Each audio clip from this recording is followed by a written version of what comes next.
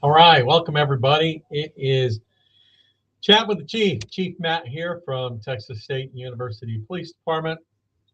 And I know that we had a much different um, in, we had a much different show planned for this afternoon, but unfortunately, we are having some technical difficulties with our website. So I thought I would go ahead and well, there's a good background, huh, Kat? There we go. Looks fancier. Now I look like I'm playing the piano. We had some technical challenges with our website, so wanted to make sure that we changed it up for today, so that everybody knows what's going on. Everybody's on the same page. We have posted on our social media, on our Facebook. We'll be sending out an email as well to our Bobcats to let them know we paused the residential reserved parking permits for right now, just to ensure we keep a level playing field for everyone. So you are aware that none of our lots are currently sold out, right, Kat? Okay, I think you're muted, but Yes, yes, that's correct. No lots are sold out. Okay, good. So none of the lots are sold out. We are getting a lot of calls. So just so everybody knows, what we're doing right now at this point is we've brought in a wealth of staff. Matter of fact, Kat and I have been ourselves entering in the um, data for students who are calling in. We've added more call takers. But right now there is a technical issue with our system. We don't have if I was 100% certain that it was going to be fixed in the next 60 minutes, then I would have left the registration open, but I can't say that as of yet. So again, to make sure we got a level playing field for everyone, we paused registration for parking permits, and we will open those up as soon as the system is fixed. We'll do a new reset time, and we'll make sure everybody has ample notice to get into the system. Kat, are we getting any questions on our live? Because I can't see. No, as of right now, we're not. If anybody has any questions or comments, if they drop them in the chat, then I'll be able to read them live as they come up. Okay, and just so everyone knows, through our parking system, this is the first time I think in the history of the school that we've gone to this. We've sold parking permits for the last 20 years, but this is the first time where we've set up the system for a student to be able to purchase a permit and have a space 24/7 that is close to the residence hall and a chance to get a space. Obviously, we have other remote, there'll be lots that are open that are a little bit further away, but that is for right now. When we turn the system back on as a student, you'll go to parking.txstate.edu. You'll access your parking portal. When you're in your portal, you'll get, based on your hall assignment, you'll get a selection of parking lots that you can choose from. And that's been specifically designed so it's close to your residential hall. In the past, we've just sold residential permits, and it was all of the lots, and depending the day of the week or whenever you came home, there may or may not be a space there. The other thing too is after hours, we made those spaces available to other permit holders. Not this year. These residential permits are for residential students only. So this is the sea change. I promise you, the last thing we want to do is cause distress for our Bobcats and for our Bobcat families. I'm a Bobcat family myself. I get it. And I just want you to know that we did make every effort to ensure that that transition to this new system was ready to go, good to go, but it is not. And so we have been able to make manual adjustments for students that were calling in or sending us emails. Matter of fact, Kat and I have been sitting in the conference room helping the team. I've been entering the data myself. We have several other staff in the dispatch center we've added, in our parking division we've added. It's all hands on deck right now, but for nobody's fault other than our own, which is the system did not function in the way it was designed to. Again, no excuses, but this is the first time we're doing it specific. And there's a lot of positives. So that's where we're at today.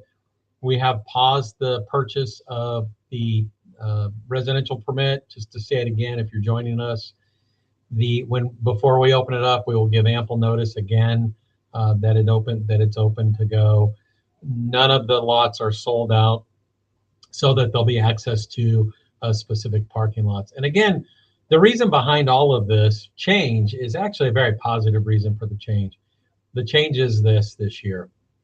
This does ensure that the permit you purchase a lot for, you will have a space to park.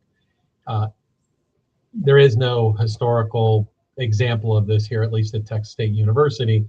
In the past, you would purchase what was called a green permit, a residential permit, and that would get you into like the entire campus of lots, but not specifically ones that you were able to at least have a chance to get a selection for. I mean, I think at this point, having the access to try and purchase a permit that is closest to your res hall makes the most sense. And again, one of the largest, that is the biggest change, and equally as great as that change is, those residential reserved parking permits are solely for that permit, where in the past it could be accessible after hours to other permits. That will not take place. So big change, Kat, in the process of parking. It did not go the way I had planned, and we had planned for it to go. So I apologize for any distress, but we will get this corrected, get the permit system back up. On a positive note, those changes really do impact our students who live on campus, giving them access to those spots that are mostly for our residential, that are just for residential parking. What's unique is we also went to a semester-based permit.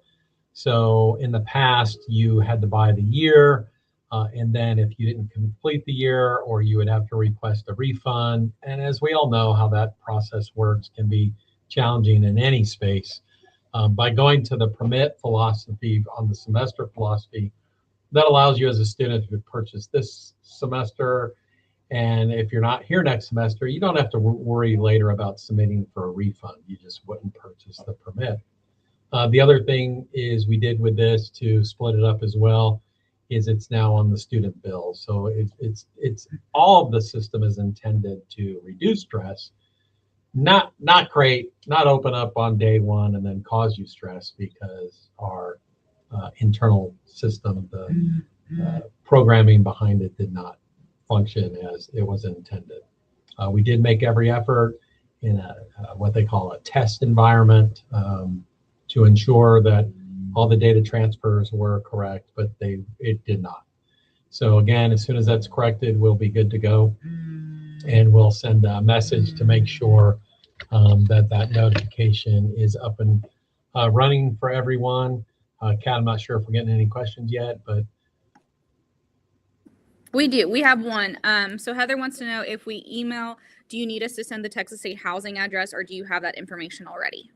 So we do have all our Bobcats email, and they would get it through their Bobcat email. So as a Bobcat parent, I can tell you, very important for your students to monitor the Bobcat email.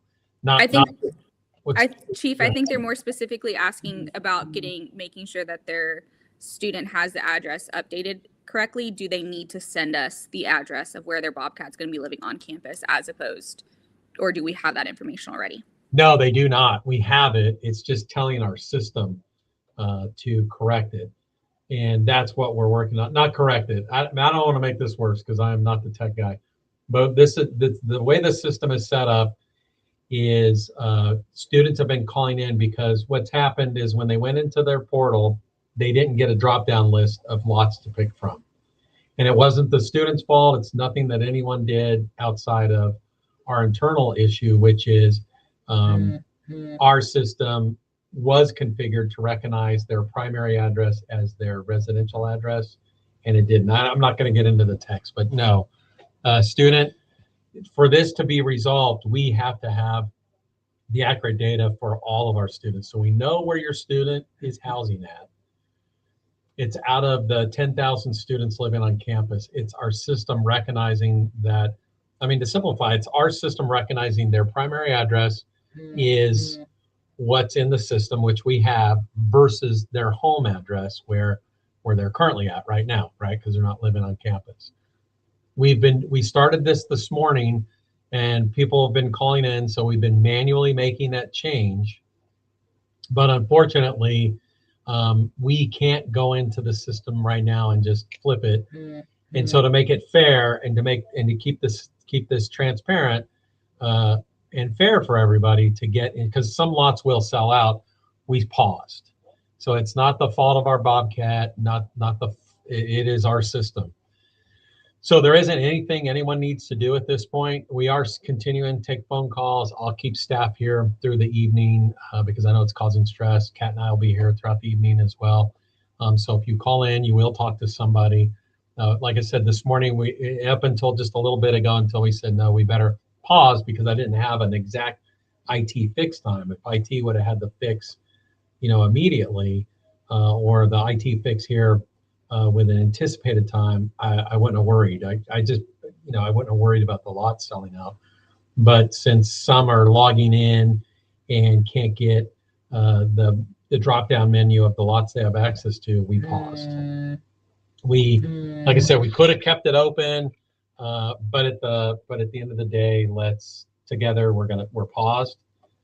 Nothing that a Bobcat needs to do or family member needs to do at this point. We will notify when the system is open back up, but I won't open the system back up until it's correct, which means your Bobcat logs into parking.txstate.edu, goes into their portal, looks to purchase a permit, hits purchase a permit, the 2627 permit, residential, and it'll give them, it'll tell them the lots next to their residence hall. I know some of our Bobcat families are still logging in and going, hey, it only says I can buy the 2526 permit.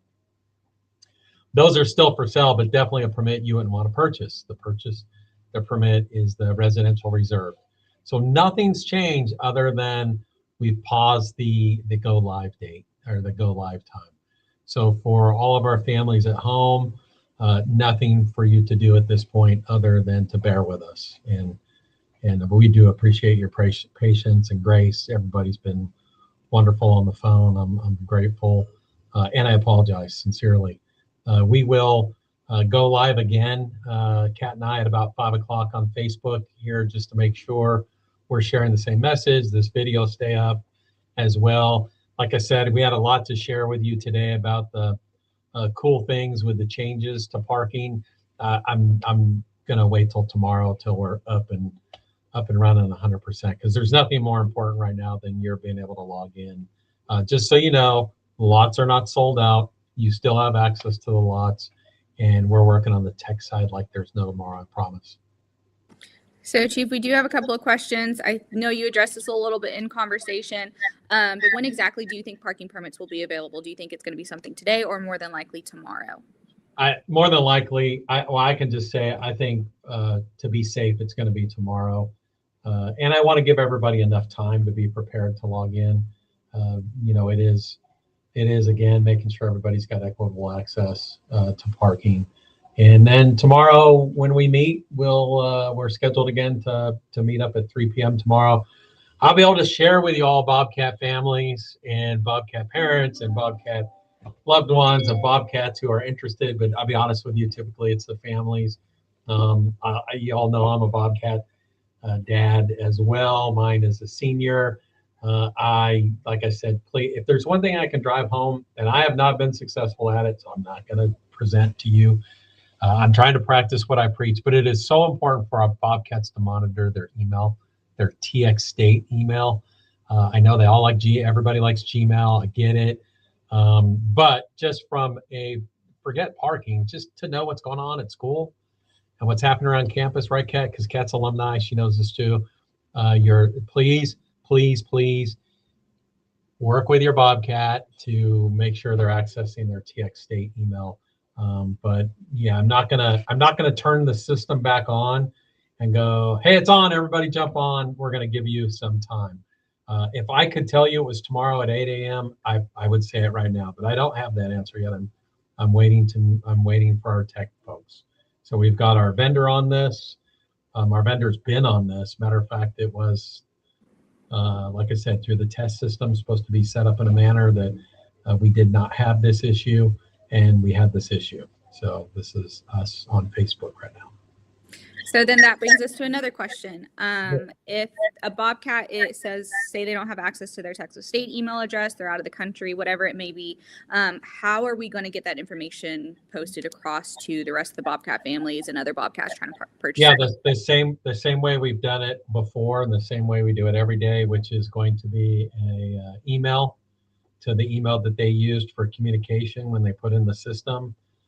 So that'll go out through the Bobcat email. It goes out to all our residential students. We'll blast it on social media as soon as we have an exact go live time. So really no different. So my assumption would be this: if they're out of state, well, you're not out of state. So let's say out of country, no access to anything. They would have been logging in, I'm assuming today, to get their permit. And if they were unable to, because we paused it when they log in, they're going to see on the web page, as soon as you log into parking, it says parking portal announcement. Hi, Bobcats, due to a technical issue with our parking system, we're temporarily pausing permit purchases. We're taking steps to ensure equal access. We'll keep that message updated too. We'll even add on to there, this is really focused on our residential permits, our residential students. We'll update the web page to say that. So my assumption is if you're remote to the point you have no access to anything, you would not log in. But let's say you are at a distance and you did log in, you'll see this. And then what I would do is I would then check back the next day. And as soon as we have a time, that's why I think it's fair that we give at least 12 hours advance notice, if not more. So I'm trying to lock down the time for tomorrow for this to go live or go back live. Did that help? Okay. That's all of our pending questions that we have right now. Okay, we'll come back on at 5 p.m. Kat and I are going to go back to the conference room because we are fielding calls. We have a wealth of people here to take calls. If a student, excuse me, if a student's calling to provide, they want to provide their A number and their residential zone. Really, it's just providing their A number. We know where they're going to be. We're making that manual entry. But at the end of the day, it's kind of, at this point, since we've paused the system, it is really just waiting for us to turn the system back on. Again, no fault of anybody outside of us. This is on us. But we're at a point where at least, we have capacity. Let us just get the system right and make sure we get it up updated so that it's seamless once you log in. I will say for those, it does work. Again, it is the system needing to recognize the student's primary address as their residential hall. And then Kat and I, hopefully we'll have a positive 3 o'clock tomorrow where we can share some updates on some cool stuff with parking. We plan to be out in the field to be able to share with you some real-time stuff. So it is worth checking in with us tomorrow at 3. We'll be back online at 5. You don't have to join us, but it's just to share the same message, answer any questions, which is we paused parking. The website's been updated. We're updating the social media. We're trying to get the message out. So if you're Bobcat family, you're on this call, you want to share this message out, truly appreciate you. And as always, if you need to find me, I'm very easy to find, Chief Matt at txstate.edu. If there's an urgent matter, you can always find me on my cell phone.